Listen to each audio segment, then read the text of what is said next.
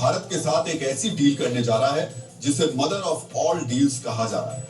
ये एक free trade agreement है जो 27 जनवरी को होगा। मुक्त व्यापार समझौता होने के बाद भारत के सामान को यूरोपीय संघ के 27 देशों के बाजार में कम टैरिफ या बिना किसी टैरिफ के बेचा जाएगा और भारत के बाजार में भी यूरोपीय संघ का सामान मिलेगा।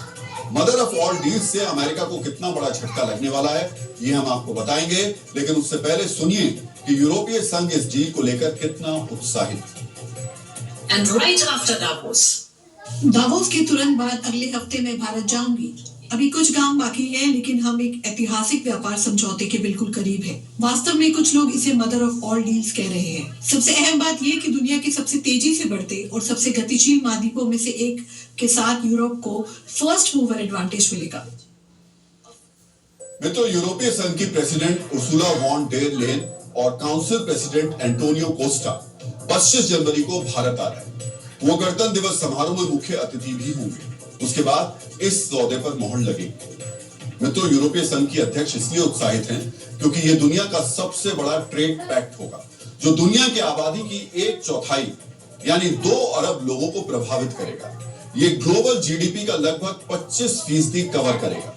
भारत और यूरोपीय संघ के बीच ये डील ऐसे वक्त में हो रही है जब अमेरिका का दबाव पूरी दुनिया में बढ़ता जा रहा है, जब ट्रंप ने यह तय कर लिया कि समूची दुनिया में आर्थिक उथल-पुथल हो, जब वो बिना युद्ध लड़े ही समूची दुनिया को सरेंडर कराना चाहते हैं, तब यूरोप के 27 देश उस भारत के आगे हाथ बढ़ा रहे हैं जिस पर ट्रंप 50% टैरिफ लगा चुके हैं। अमेरिका और भारत के बीच ट्रेड डील नहीं हो पाई है। ट्रंप अपनी शर्तें थोप रहे हैं। तब ट्रंप की नीतियों के कारण भारी दबाव झेल रहा यूरोपीय संघ भारत के साथ ऐसी डील करना चाहता है जिसके बाद अमेरिका की जरूरत बहुत ही कम रह जाए।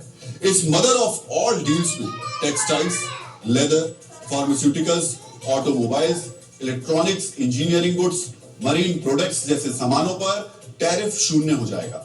अमेरिका में टैरिफ के कारण जो नुकसान हो रहा है उसकी भरपाई होगी।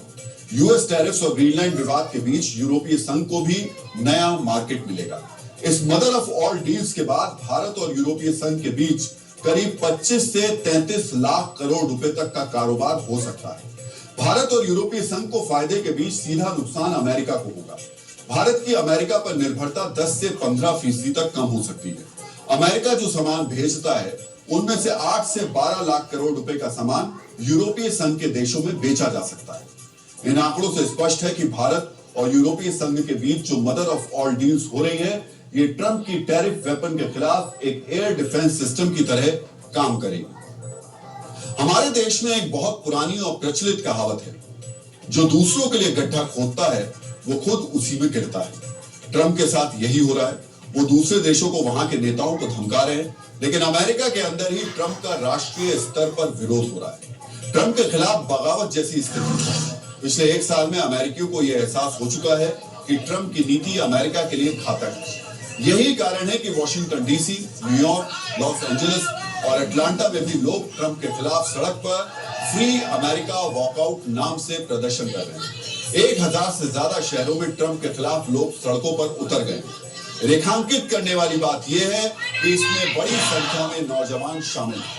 मतलब जेन-ज़ी ने भी ट्रंप के खिलाफ मोर्चा संभाल लिया है। कोई उन्हें फांसीवादी कह रहा है, कोई अधिनायकवादी करार दे रहा है, तो किसी का कहना है कि ट्रंप संविधान का खुला उल्लंघन करते हैं। मित्रों, 1 साल पहले जिन लोगों ने ट्रंप को चुनकर राष्ट्रपति बनाया था उन्हीं के खिलाफ अमेरिकियों के विद्रोह के कई कारण भी। और ट्रंप के विरोध प्रदर्शन की आपको हम कुछ तस्वीरें पहले दिखा रहे हैं।